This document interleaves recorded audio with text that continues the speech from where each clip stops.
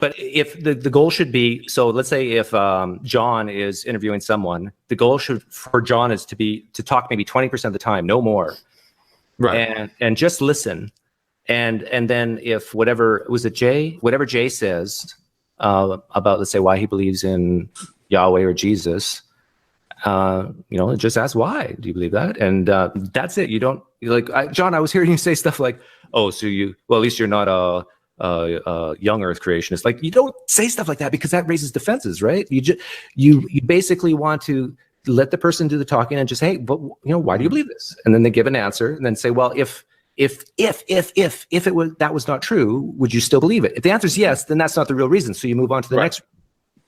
Right. And so that's the thing, because earlier, while I did one that tried to engage in, simply allowing him to, elaborate his point, I also did a 3-minute discussion where it was emphasizing the steamroller types, which I've encountered those, and there could be some SEs or just atheists in general that will be amateurs and will utilize this, where they ask questions, but they don't catch on yet to the patience aspect, which I think both sides need to focus on, is, allowing the person to finish the response, and instead he either interrupts or just out of his behavior sort of gets very snarky and tries to move it to another topic. But I would love to demonstrate, put the clock on for 2 or 3 minutes if you want, and so, but this is an interview, right? So, and you guys can do it back on me. Several different ideas and scenarios where someone would meet in the streets and would occur with this, and so that's what ultimately we're trying to do here. So, how about this? I'll be generous and give 15 minutes. Let's just say it's at that time, maybe class just got off of a college campus, and the person has. I don't want 15 minutes. That's too long. But anyhow, back and forth. No, for an interview. This is not a back and forth, and then you can switch if you want later. Yeah, the SE is an interview. It's not a back and forth. Well, no, I know that, but I mean, I'm talking about back and forth as in the Q&A and the exchange that goes on. I know it's definitely some questions and such. But I guess let me ask that real quick. Why for street epistemology is it just things like 3 minutes? I think that's kind of what Anthony does. He mentions that he puts it on a time limit.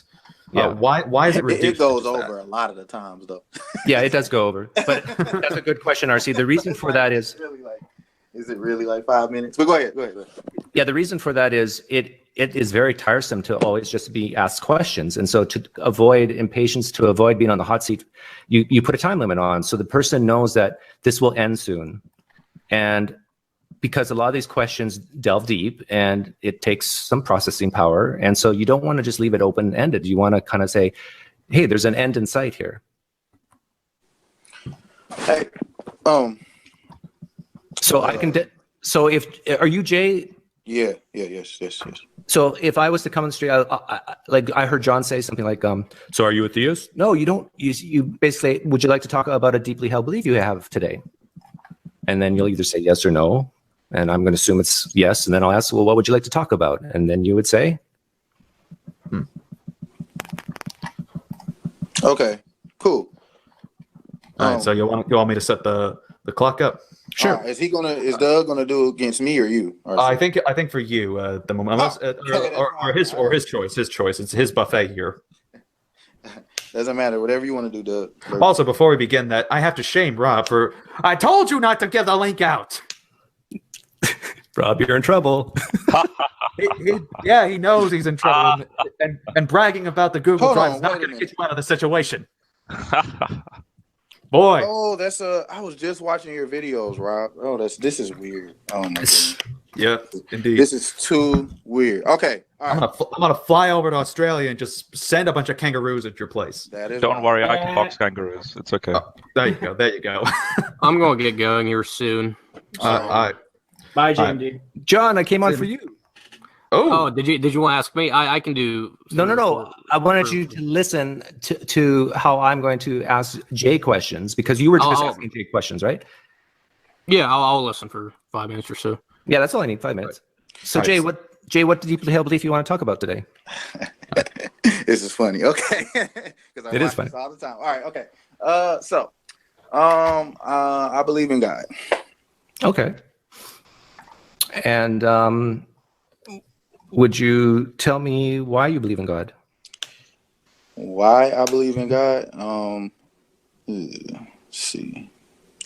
It would. I guess it would be. I guess I don't believe this planet or universe that we live in currently came from nothing.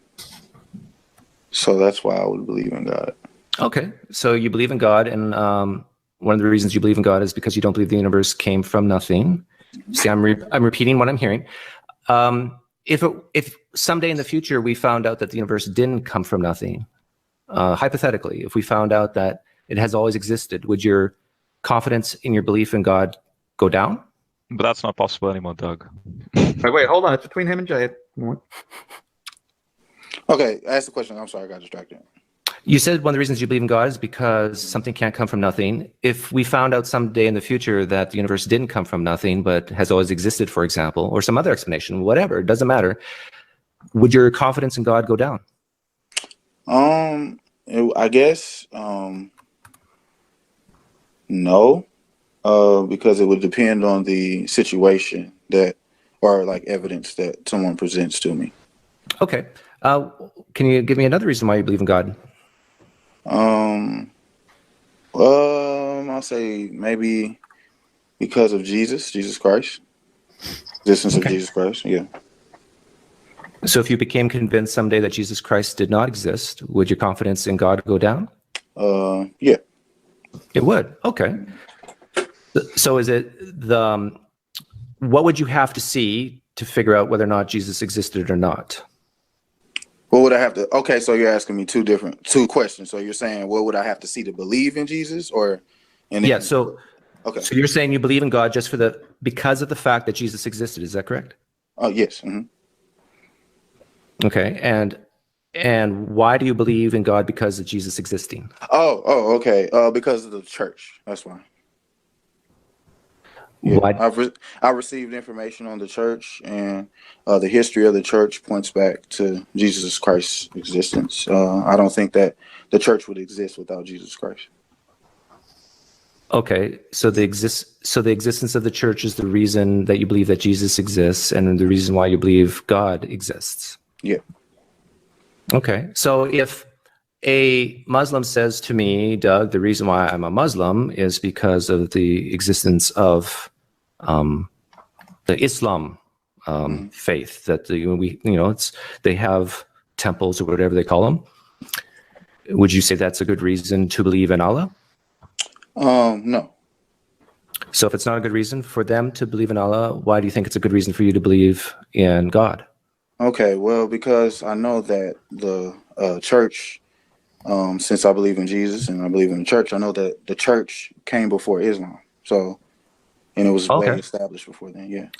So the reason why it doesn't work for Islam is because Christianity predates Islam? Mm-hmm. Yes. So if I presented to you a religion that's older than Christianity, would you now say that religion is true? Depends on the religion. If you have a religion, hey, we can go there. But would that lower your confidence in the God you believe in if you found a religion that predates Christianity? No, not really. Okay, so so if the answer is no, then give me another reason why you believe in God. Okay, all right, now, okay. Because so far you've basically said you'll believe in God even if the universe didn't have a beginning or didn't come from nothing. And you said you would still believe in God even if a religion predates Christianity. Do you have let's go one more. Give me one more reason. I wouldn't have any more reasons. Not that I can come up with off the top of my head. I'm sorry. Perfect timing. Nailed it. All right. So there's an example from an actual street epistemologist, folks. By the way, I'm noticing as well that in the live stream, for some reason, it's staying on me. It's not showing anyone else. I have no idea what's going on. It's done that to me a few times. So at best, what I'm probably going to do for this, hopefully it doesn't carry on to Ask RC Apologist for the next streams. But what we're going to do is hopefully for this, I'll make a thumbnail or little picture thing and do that, so that way we don't make it too much see in my face, and that way we kind of just give like a little general thing of what goes on. You may have clicked on your name. Let's see. No, because I tried clicking and unclicking. I've done everything I can, and it's like nothing. All right, so am I coming up when I talk or no? no one's coming up when they talk except me. It's like Well, for me, I can see everyone talk. Yeah. well, Rob, for the person watching, I think. Rob comes up when I clicked on me. Now I come up. No, I'm talking about like on the chat Yeah. like the live stream. Oh, So yeah. but So- John, are you still here? Yeah. Did you notice the difference? Yeah, I sort of asked some similar questions. I guess I was a bit more hostile, but I was making up my own character, or CA said to do. So, Yeah. but and- I like that though. How you engaged. But you notice how soon as Jay said that he gave a reason why he believes, and then if I remove that reason, he still believed, right? So I just moved on. You don't get bogged down into the like evolution or cosmology or whatever. It's basically we're trying to be efficient. The whole SE, the beauty of SE and even the Columbo tactic is efficiency. You don't spend how many live streams, how many Google Hangouts have you been in where it's just yabber back and forth for hours and hours and nothing's accomplished. So it's a way to just really focus in on what is the main issue. And every person is different. Every person, every Christian, every Hindu, every Muslim has that key thing that really drives them for why they believe. Okay. All right. So before we get to some of the others, I wish Christian Man was still in. Hey, could I get some criticisms? Sure. So for me as the Christian, given the criticism, I think the main thing, and this also goes back to the other thing I noticed is there's also what seems like a lack of confidence in your voice sometimes. Now, of course, this may just be how you speak. I don't know. So, but I would suggest kind of like not always speaking low at times, but if you can, like if you know your stuff, be sort of quick to talk or vocal a bit, and also if you genuinely don't know, then of course. Yeah, apparently I'm a really slow talker to Doug. Sorry, Rob. You're getting better. So, but that's the thing. Like, there's always time to improve, and that's where experience helps out with that. So that's why we need to get ourselves more involved in these kinds of conversations. This is why I hope the one thing that I learned that's in tactics is, and I guess of course the same thing is usually mentioned in the street epistemologist stuff as well, is role playing, and that's why what we're kind of doing with the street epistemology, and then of course the tactics is we're trying to promote a thing where it's not in the streets and it's not necessarily in like we're not going on to Doug's things yet, but we're having it in a zone where we're able to sharpen each other, help iron sharpen iron at this point, so that whenever we go out, people are able to know what to expect on a basic level, and then just go out and engage with the actual thing, so that way you at least have some idea, and then you can learn the rest on your own, but at least have some, like a basic sword shield, basically like every first level of a RPG video game that you start up, you get like that basic sword and shield, then armor, and then you got to work your way up and all that kind of stuff based off of going through all the levels in the different zones. That's ultimately what's happening here. Besides, I missed most of this live stream, but besides leading children to hell, what's your biggest complaint about SE? Mine? Any of you? If you have any, maybe you do. I guess mine would be based off of one video I've seen from Anthony Magnabosco in his tutorials, and I think this is some of the, I did do a video review of based on what I've read a bit of the book, A Manual for Creating Atheists, where that philosopher expounds on it a bit. But the other one from Anthony Magnabosco in his tutorial videos and trying to teach people how to engage in it, he said something along the lines of like avoiding counter apologetics, and I'm wondering what that kind of means. Like when you say avoid counter apologetics, does that mean like, so you're asking questions, but if I were to ask you a question, or if I were to start trying to engage in sort of like a street epistemologist or Columbo tactic on you, is that essentially meaning that we need to just simply that you are to avoid answering these questions in general? No, not at all. No, avoiding counter apologetics means that the interviewer. So if, let's say, I asked Jay a question about first something can't come from nothing.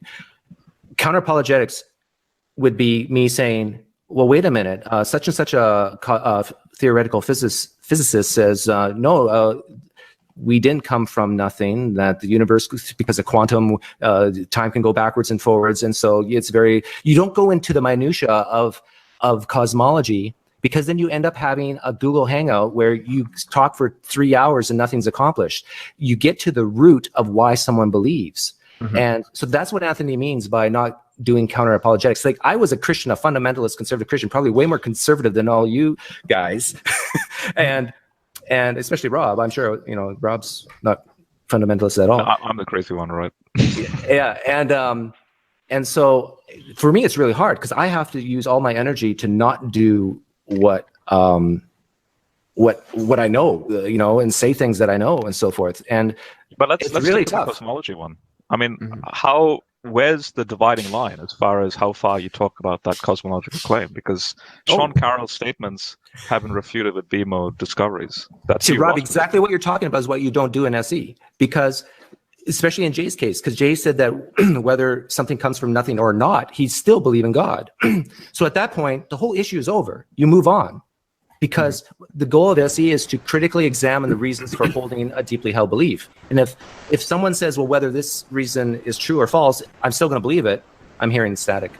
Sorry.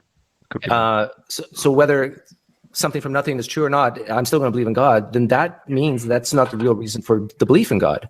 Okay, to summarize the SC tactic, then basically you're not concerned with the details. You're concerned about why that person believes, and so then the root of the problem is that person actually doesn't have a reasonable reason, or no, there is no root problem. No. I think I know what you're getting at. So Jay, when you actually put him into the corner, which is not a bad thing, you've cornered him. There's no corner. No, let me explain to you what I just got from what you were saying. So, Jay, why do you believe God from a cosmological context? Because he mentioned the cosmological context. You then said, well, what about this cosmologist that says it couldn't be this way? And then Jay goes, well, I believe regardless then. And that's but I didn't say that, Rob. In fact, if you play back the tape, I just asked them if it were shown in the future that something can come from nothing or that the universe always existed, would you still believe in God? And he said yes. And he said yes. And I said, okay, give me another reason why you believe in God. And that's the tactic of SC, because then you're highlighting that he actually doesn't have a grounded reason for believing in God. He just believes. No, I'm just highlighting that that's not the core reason, because whether it's true or false, he will still believe. That tells me it's not the reason why he believes. But that obviously shows he's not grounded in his reason. No, he could be grounded for a different reason. We just got to find it. No, but I have two questions. But he gave that as a specific example as to why he believes, and now you've unrooted that as that not being grounded in his reasons. All right, let JMD ask his couple of questions, because he said he had to leave soon. Yeah.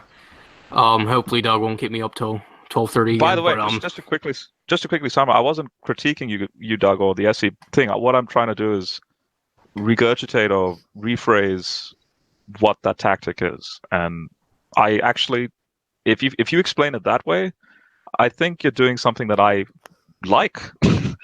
I want Christians to be quote unquote unrooted, because I don't want them to just believe for the sake of believing. Well, see, think of them. If I was to ask someone, why do you love M&Ms? And they say, because they're red. And I said, well, what if no M&Ms were red? Would you still love them? Yes, I would still love M&Ms. At that point, it's not about red, right? It's about something else. This is what I was trying to do with Jay. It's not about something from nothing. There's something else here. And so I'm trying to uncover that, unearth it. Right. It's not saying he doesn't have good reasons. It's just, it's probably not that one. Right. And even though he started with that, you're trying to go, no, there could be something else that's more the reason why you believe than that starting point that he gave. Correct. I think actually most people don't know why they believe what they believed, in not just religion, but it's belief is a very complicated thing. There's so many factors, right?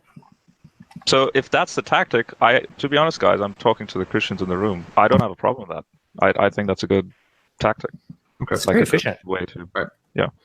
All right. So let's continue on with the demonstration. Or wait, no. JMD had a couple of questions. I want to make sure that we get as much of this done, because I don't think Hunter had a chance to go in yet. I wanted him to give a shot at it, because I know you. We did role play that one time whenever we were at the college. I just had a question for Doug. That's all.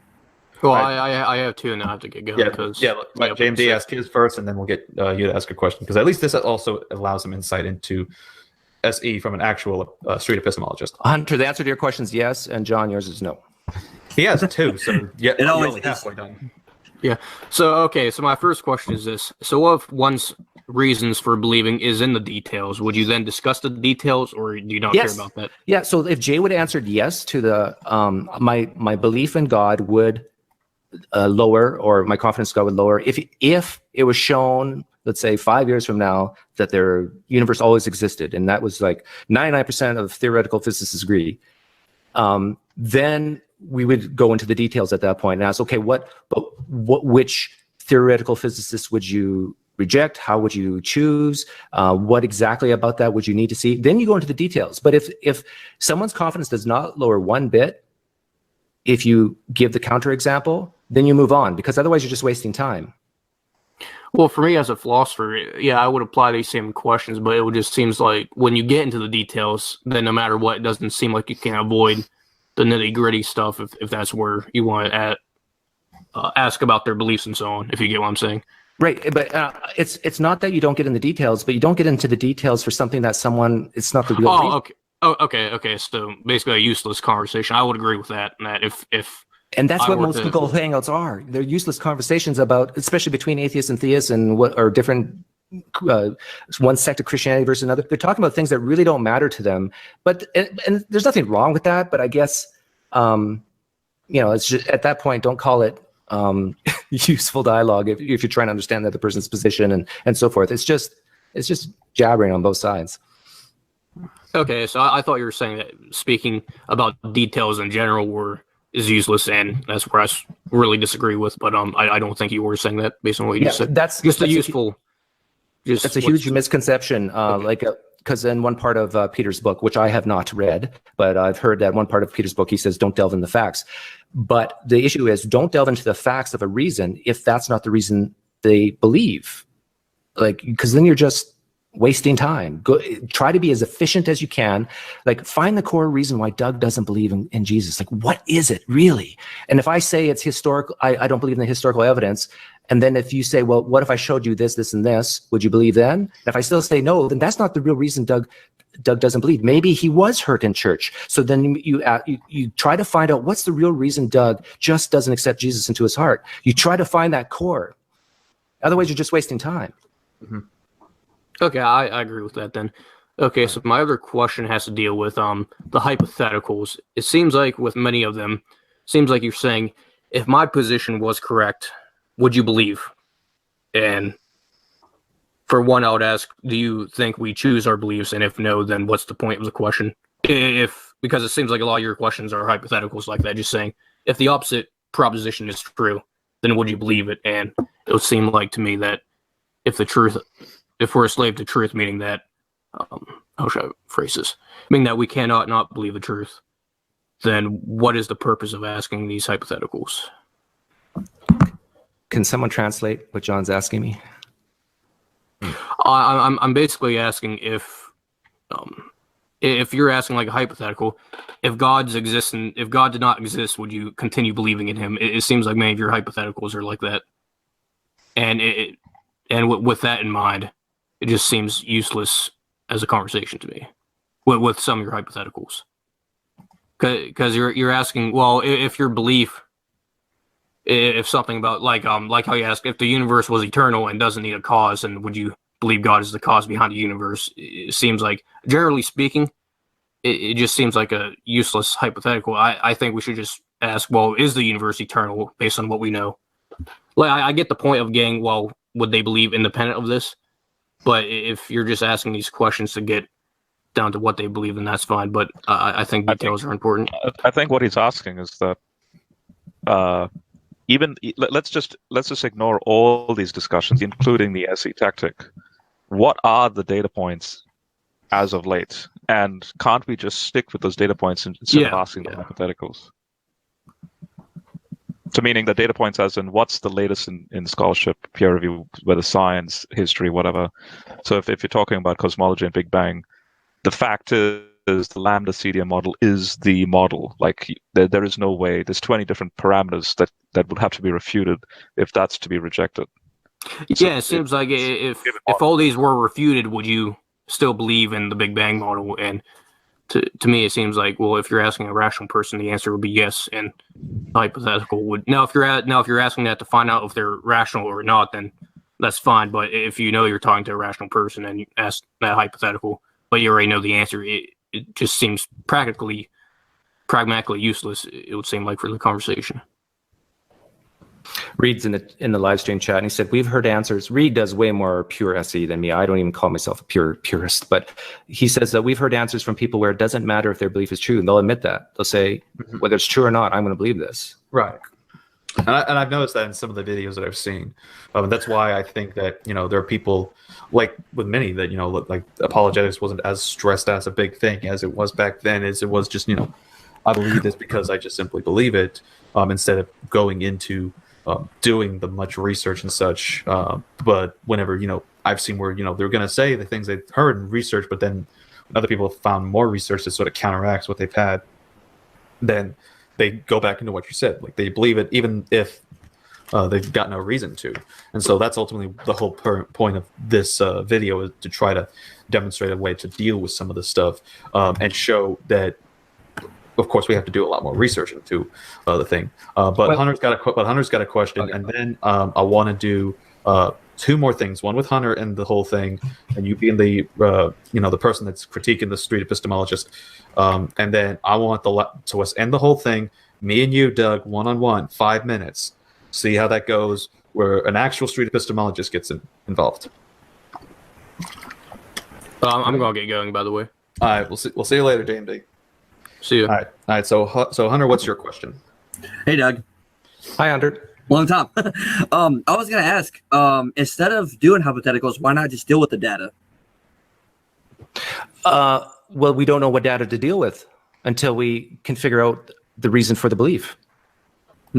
So, given like the data behind, like, for instance, there's a lot of data behind why people believe certain things, right? Like, anybody can come up with the argument and something, but when somebody brings up the data, why not kind of go more into that to try to find out, instead of just going into a hypothetical and drawing it out?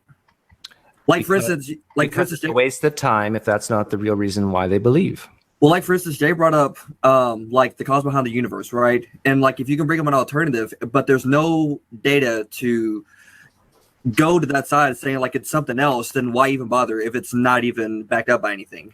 It's because the whole issue is what would make you more confident or what would make you less confident, what would change your mind. So even think politics, for example. It's you got this hardcore Democrat who just thinks Republicans are evil, and you ask them, well, why do you think that? And they give you a reason. I say, okay, if I remove that reason, would you still think Republicans are evil? Yes, I would. Well, then that's not the reason. So why waste time talking about why Republicans are evil if on that reason that they gave, if they would still think that Republicans are evil if you remove that reason? So why waste that time? The whole purpose of SE is to be efficient.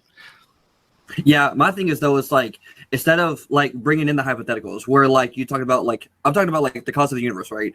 Being something else that literally can be anything you can possibly imagine, which the mind is so literally big that you can probably come up with any hypothetical. Why do that instead of wonder like, well, okay, how do you know that? Like, why not go in that direction? Because if that's not the real reason they believe, then why waste time if the purpose of the conversation is to figure out why they believe? I guess the reason why like I would hold to that is because of the data behind it, not necessarily like if you were to draw it out. Because if anybody was to bring it out, if it's so backed up, I guess that would kind of push it forward. You get what I'm saying? I know. I can. I don't know what you're saying, but I can feel what you're saying. Okay. Because SE is an apologist's nightmare because it doesn't allow them to throw up all the knowledge that they think they have. It stops it in its tracks, and it frustrates the apologist. But I know so much that I have to tell you, Doug. I know so many things that you don't know, and please let me tell you. Yeah. And Rob's looking at me with a smile on his face because he knows what I'm talking about. Rob has all this knowledge that he just wants to give me. But if Christianity is true, and those reasons all that knowledge that Rob could give me, if that's not the reason why I reject Christianity, Rob's wasting his time. Why should I waste Rob's time? Well, this is exactly applicable then to a young creationist. Because you, Doug, could be a young creationist playing SE. And me, in an evolutionary paradigm, can give you all this actual factual data about evolution And basically, you're saying it's unnecessary. You'll still remain a young creationist. So it's basically wrong for me to have all this factual data that showcases evolution. No, it's not wrong. All I'm saying is why talk about if your goal is to uncover the main reason why someone believes something. And I want to take this off religion because I think it's easier to see it. Why do I believe in evolution? Why do I believe in evolution then? Why do you believe in evolution? Yeah. I don't know. You would have to answer that for me. Yeah, and I'll give you the evidence, right? Right. So you would say, and then I would say, whatever reason you give me why you believe in evolution, I would ask, well, what if this changed? That's a hypothetical. And if you say yes, if that changed, I would no longer believe in evolution. Then we talk about it. Okay. What exactly would you like? How would you even recognize? Yeah, I could speak about human chromosome 2. Like, if that didn't happen, then there would be no humans. So, but the point is that did actually happen. So then, how can you then speak about a hypothetical when it already happened anyway? I can't now just be like as if we're talking Star Wars theories or something. Like, let's just go into imaginary world and think the what ifs and so on. It's already happened in history. Well, if you're talking about a reason why something happened, but the question is why did it happen? And if you answer that why with a reason, and then I ask you, but what if that reason's wrong? What would you have to see to make that reason wrong in your mind? That's what we're talking about here. Does that make sense? But it's already happened in history. Why would we even need to discuss the whys? I mean, we can discuss the mechanics. The whys would be the. I mean, if you're talking evolution, human chromosome 2, if you're going, then you're going to talk into philosophy, and then you're going to talk into metaphysics as to, why did it happen this way? But from an evolutionary scientific context, genetically, you can explain how it happened. The point is, it happened in history. That's the point, and I think that's what Hunter's trying to get at. So why entertain the thought of quote unquote doubt that the what if, like maybe it didn't happen? You could change your mind if it didn't happen. When it's already there, we can see it in the genetic code with human chromosome 2. Mm-hmm. Right. To be honest, Doug, I see where you're coming from, but at the same time, using the evolution as an example, I just don't get it. I don't get. Well, let's take an example. Let's take a simple example, Rob. If I hold up my pen, and you ask me, Doug, do you believe this pen will fall if you let go? And I say, yes. And you ask, Doug, why do you believe that? And I say, well, because all the times that I've let go of pens, they fall to the ground. And then you would say, Doug, what would change your mind on that? And I would say, well, if I let go of the pen and it goes up. Now this is good. One sec, this is good. You gave a response that would be equivalent, and I'm not saying this is how you think. I'm just saying you're angling at it from a very simple way of angling it, which is I'm a simple guy. A young child would give that type of reasoning. Now, remember how you just spoke about all this data? The Christian apologists have all this data. Oh yeah. So immediately I was thinking, okay, Doug, there's this thing called Einstein's field equations, and all this data can explain what gravity is, right? And then, in order for the pen to do unusual things, all of that data will have to be contradicted. That's where I'm coming from. And I think that's where you were trying to say, all that data is unnecessary, when actually all that data is a more precise way to explain what gravity is. And that's actually where I was going to get as well. That's where I was trying to get at. Right. Okay, so... But before, Doug, do you have any response to that? No, because any response I get will be another 5 minutes, so I'm... Just a quick little snippet, and then RC can talk. We're going to try to need to get those other two things out the way, and then we're going to end the discussion there, because this has definitely gone... I was originally just going to make this be an hour, but with more people... To be honest, I think this was very fruitful that Doug came, and I appreciate you came and Doug. Yeah. I think these you're trying to save your own skin, there, Rob, because you weren't supposed to invite. Yeah, don't think you escaped punishment from me. Not really. I legit wanted you in here, but at the same time, I deserve punishment. So, like, I agree that it's. I think it offered a fresh perspective to have someone who, I hope wouldn't have found sense with how we've done in here, but he seems to, at least been willing to at least give us something. And I think this is where it's also going to be good to where we can actually see the actual from an actual epistemologist that is on the internet, that gets discussions going and such. We engage with that. So I think this will be something, of course, we're not endorsing street epistemology. Just quickly, I don't want this to go into a tangent again, but Reed says, Einstein's field equations could fit the model that aliens have been making gravity work this whole time. Now, again, why entertain those ridiculous, thought experiments? That doesn't comport to reality.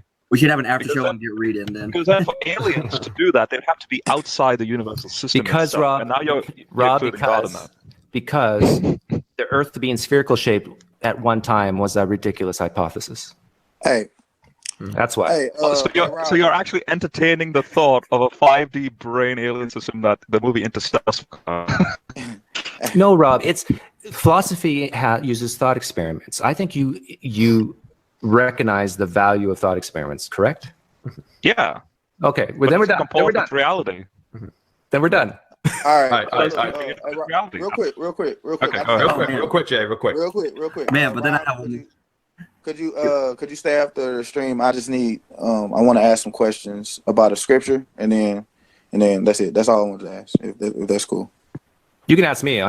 I am burgeoning with scripture. Oh my God! No, we're not going to. All right, so we'll see if Rob's able to still stay after this. So, all right, so here's what I want to do. I want to do this. This is where, of course, now we have an actual judge in here. We're going to see how this turns out. So, Hunter. All right, so That is my name. the last time we role played, you were an atheist, and I was a Christian. We're taking the reversal, and I'm gonna be the epistemologist. I think that's how you pronounce it. I'm from the South. I think I know words.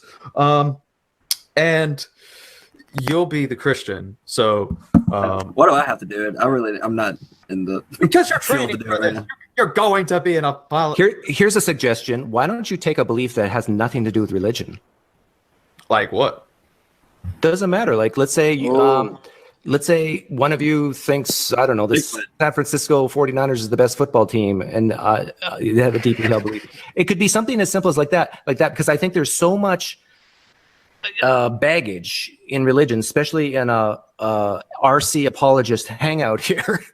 If you really want to learn SE, my recommendation is take it off religion to practice. It's not going to be as much fun for you guys, I don't think, but maybe it will. I don't know. Well, for me it is, because I like to see how, where we can offer our criticisms and such on that. So I think that would be an important thing to go over, is and plus to actually see if I'm actually going to be able to do it right. And you actually critique me on this, because I did take a little bit of some notes of what you said. Wait, RC, why don't you just switch the roles and do it on Doug? That's what we're going to do afterwards. Is me and Doug, but we're doing you since you hadn't gone in on this yet. But Jay I don't really care to, honestly. That's just me. My back's killing me anyway, so. You're laying in a chair and you're talking. I don't see where your back comes into play here. The chair's hurting my back right now. Not even gonna lie. But we'll try it. Are you gonna try it, or? Yeah, we can. All right, so I think so. Keyword apparently according to him is not the 8-10 minutes we've been doing. It's apparently 5 minutes or 4 minutes. If I'm correct there, Doug? Yeah, do 4.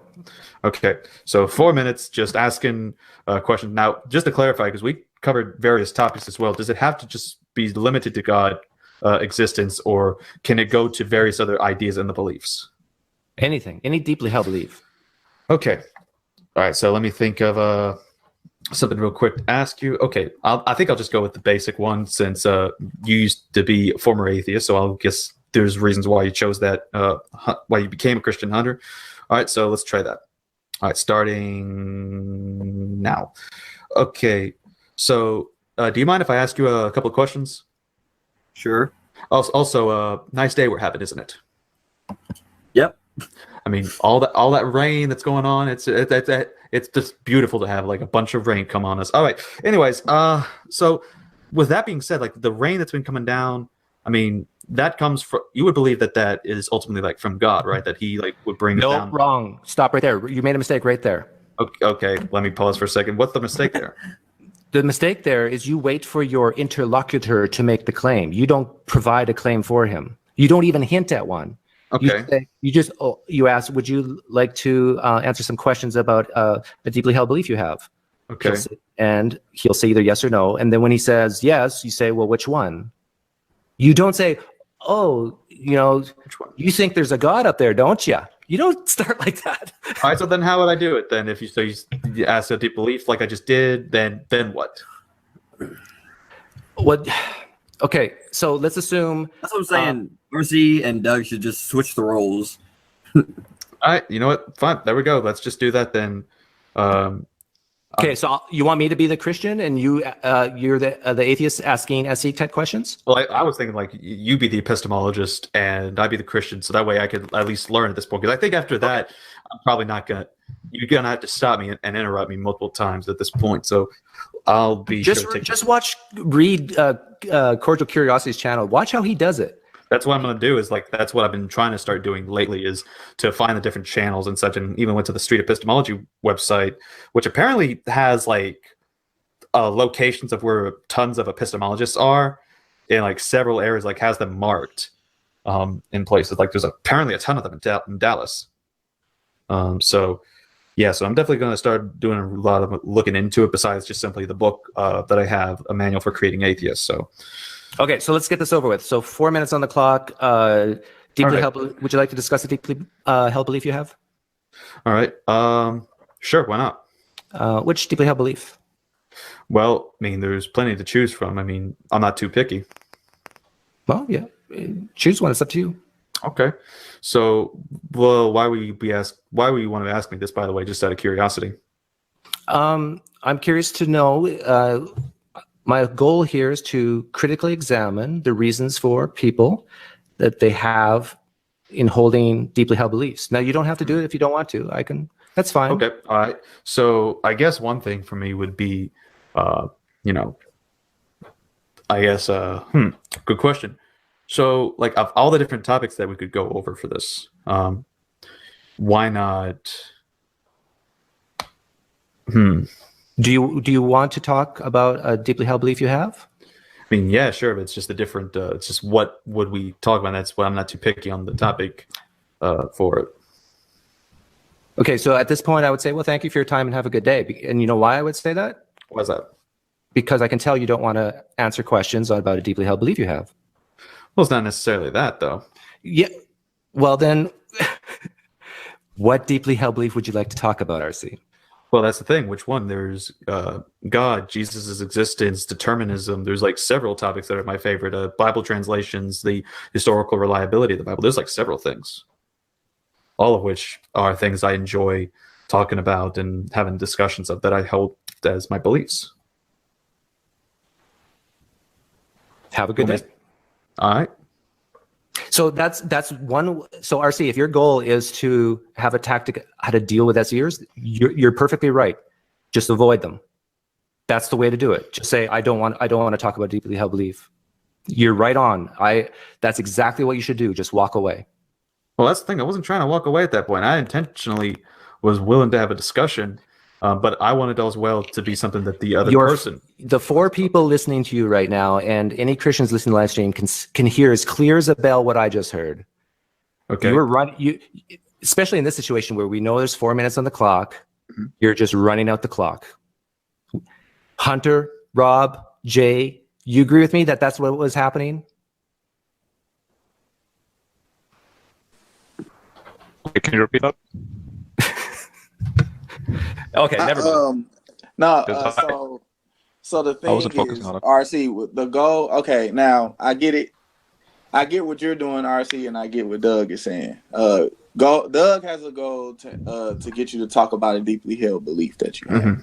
And when you do that, you need to be able to pick out one of them. If you want to talk about determinism, then talk about determinism. You see what I'm saying? Now, right. But on the other end, RC, I understand how you're trying to say, well, you're trying to welcome something that person may want to talk about. Because I've seen Anthony do that before. He'll mention some things, and but it wouldn't be from the RC on the receiving end. It would be from the person that's asking the question. RC, I'm going to be very honest with you. Okay. What you just did, I would love to have a live stream to as many Christians as possible, because they're going to see that. and they're not Okay. going to be happy with you. Why not? That's basically what usually happens sometimes on the Ask What topics when some things like that occur. And for example, When like you going answer over the Calvinism, When you there's like answer the question, yes, I would like to talk about deeply held belief about what you have. okay. And I ask you to pick one, and you spend like 2 minutes saying, "Well, I don't know. It could be that." It's like at some point, Because you're asking very it's some- broad questions. yes, it is a broad question. All you have to do is pick one. Right, but you're asking for what I want to talk about? Correct? Yeah, that's Okay.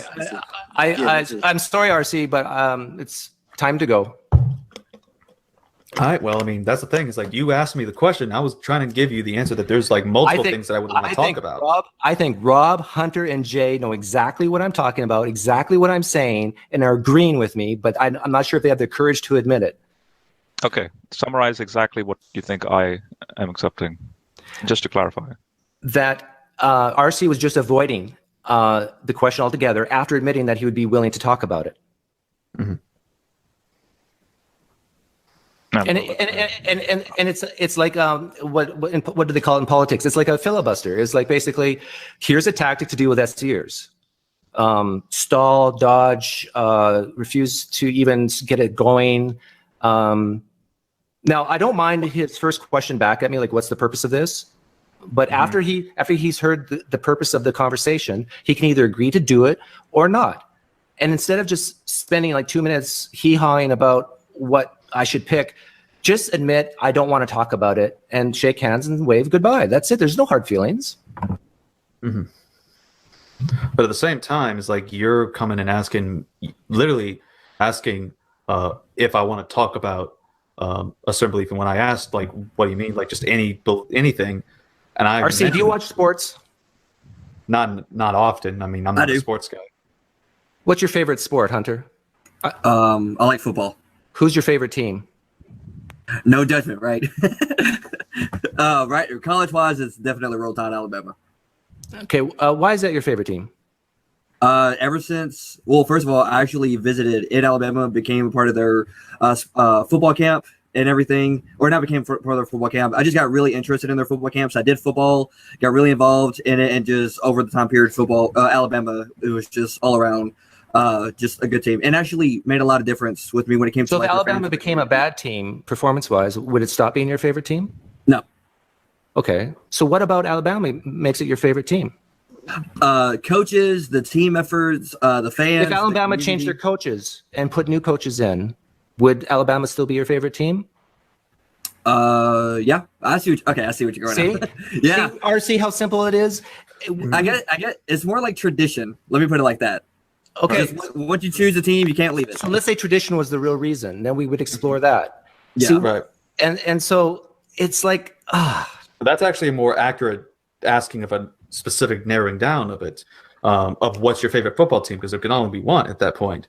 You're asking to just simply discuss a belief that I have, which there are multiple beliefs that I have, of which that I absolutely love discussing concerning the Bible, the inspiration, the inerrancy of the Bible, Jesus, the existence of Jesus, who was Jesus, God, Calvinism, which even that alone itself, Calvinism is a complicated one, because then what do you discuss? Total depravity, unconditional election, limited atonement, determinism. You have all kinds of topics that go into it that are beliefs I have. So, I think what Doug is getting at.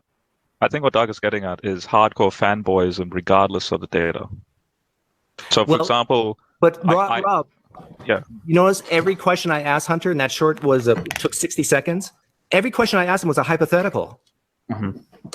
If their coaches left, if they performed bad. Yeah, and it highlighted a fanboyism, which is a very interesting psychological trait of everyone. We all have it. So, for example, I'm a fan of the AMD graphic processing company, even though NVIDIA is more powerful than AMD. Actually, let me give a transition kind of thing. Well, not transition, but say like I was to say Drew Brees, since I'm in Louisiana right now, is the greatest quarterback of all time. Because he broke the stats, he's broken records and everything like that. Well, then, what hypothetical could you give to that, given the data? Okay, but what's the claim? That he's the greatest quarterback of all time.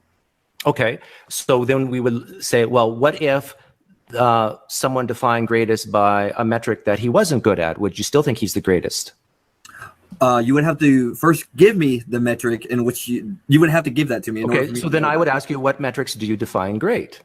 The stats given and how our quarterback is recorded with his passing, with his yards, with his rushes, and everything like that. Okay. Yeah, given with the set standard, basically.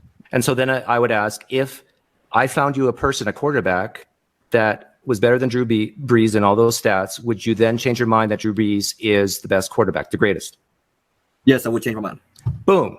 You found the core reason why you think Drew Brees is the greatest quarterback. And that was a hypothetical. It still uses the data. Mm-hmm. And maybe there is that quarterback out there that you just, for some reason, your mind just went blank, and I forgot about this quarterback back in 1900 whatever. Yeah.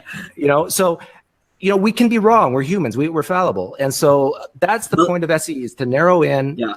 But now let's say that there is no quarterback. Like, the stats are given, it's been proven, it's a known fact. There's no change in it. So really, the hypothetical is not really based on anything. It's just a hypothetical, and I can simply say, well, there is none, because through all the stats and through all the list of every single quarterback there ever was, there is nobody that reaches him. Or just to be a little bit more in favor of Doug's position, not that there's this blanket statement that there is no other quarterback. Mm-hmm. It's now a very high improbability that there is another one. Like, because of the accumulation of the data points. So this goes back again to the whole cosmology discussion we had. But the real issue is what would change Connor's mind, or Hunter's mind, on it. Sorry, I don't know why I called you Connor. I get that a lot, actually. but so you could be right, Hunter, that all the stats point to Drew Brees being the greatest quarterback of all time. And the stats, and if you define greatest by those stats, and if those stats are right, yes, you're done. But the question, though, is what would change your mind? And I already found it. It is, what if there was another quarterback that had better stats in those categories? Yes, you would change your mind. You now have a marker that what would change your mind for that deeply held belief. And it doesn't matter. And I think the goal of street epistemology is to find those markers, to critically examine those markers, because if you value belief revision, if you value truth, if you want to believe true things, then you should have those markers that would change your mind one way or the other. In fact, sometimes you can even use SE to even make you more confident. There's Christians out there who believe for bad reasons. Right. I think all you guys agree with that, right?